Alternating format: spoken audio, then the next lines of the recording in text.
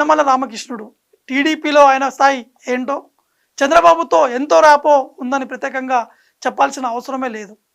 కాకినాడ జిల్లా తూని నుంచి 6 సార్లు ఎమ్మెల్యేగా నిలిచి ఎన్నో కీలక పదవులను కూడా అనుభవించారు. యనమల ఈసారి తూనీలో గెలిచి తీరాలన్న పట్టుదలతో ఉన్నారని సమాచారం అందుతుంది. కుమార్తె యనమల దివ్యను బరిలో దించడం ఆసక్తిగా మారింది. ఇప్పుడు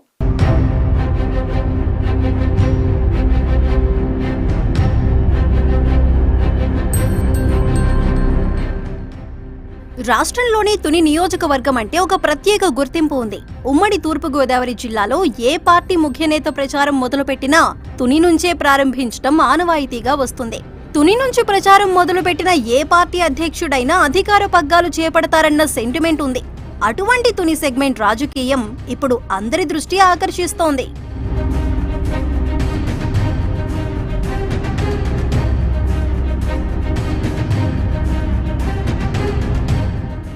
తునిలో 1983 నుంచి తెలుగుదేశం సీనియర్ నేత యనమల రామకృష్ణుడు వరుసగా 6 సార్లు గెలుపొంది రికార్డు సృష్టించారు. ఆ క్రమంలో టీడీపీ ప్రభుత్వంలో ఎన్నో పదవులు అధిరోహించారు.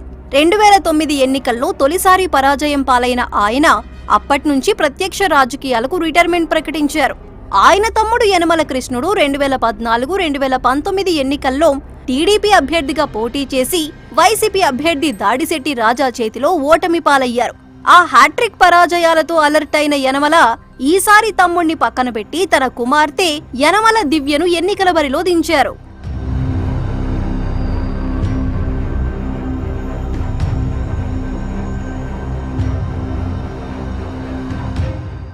యనమల రామకృష్ణుడి పెద్ద కుమార్తె యనమల దివ్య ఈ ఎన్నికల్లో దాడిశెట్టిని ఢీ కొట్టడానికి రెడీ అయ్యారు. కాపు సామాజిక వర్గానికి చెందిన కీలక నేతగా వైసీపీ ఎమ్మెల్యే దాడిశెట్టి రాజాకి రాష్ట్ర వ్యాప్త గుర్తింపు ఉంది. 2009లో ఆయన ప్రజారాజ్యం టికెట్ ఆశించినప్పటికీ దక్కలేదు. తరువాత వైసీపీ ఆవిర్భావంతో ఆ పార్టీలో చేరి తునిలో పాతుకుపోయారు. 2014లో టీడీపీ వేవ్ వీచినప్పటికీ తుని నుంచి ఎమ్మెల్యేగా గెలిచారు. ప్రస్తుతం వైసీపీ సర్కార్లో R&B మంత్రిగా కొనసాగుతున్నారు. తునిలో ప్రజలు కష్టాలని వస్తే ప్రభుత్వంతో పని లేకుండా తన సొంత ఖర్చులతో తీరుస్తారన్న పేరుంది ఆయనకి. కాపు నేతగా యూత్ లో మంచి ఫాలోయింగ్ ఉంది.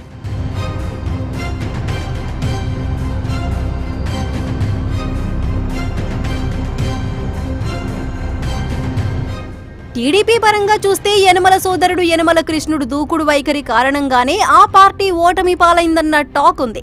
యనమల మంత్రిగా రాష్ట్ర వ్యవహారాలకు పరిమితమైన టైంలో తునిలో కృష్ణుడి మితిమీరిన పెత్తనంతో నెగిటివ్ అయ్యారంటారు. 2009లో యనమల రామకృష్ణుడు ఓటమికి కూడా తమ్ముడి ఓవర్ యాక్షనే కారణమన్న అభిప్రాయం ఉంది. అందుకే ఈసారి ఆయన తన కుమార్తెను బరిలోకి దించారట.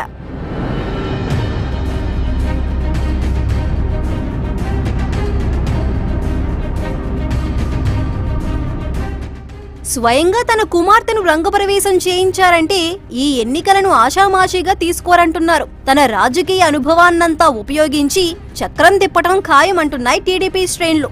సౌమ్యురాలిగా దివ్యకి ఉన్న మంచి పేరు, రామకృష్ణుడి అనుభవం, జన సైనికుల సహకారంతో ఈసారి దాడిశెట్టికి చెక్ పెడతామన్న ధీమా వ్యక్తమవుతుంది పసుపు శ్రేణుల్లో. మరి ఈసారి తుని ఓటర్ల తీర్పు ఎలా ఉంటుందో చూడాలి.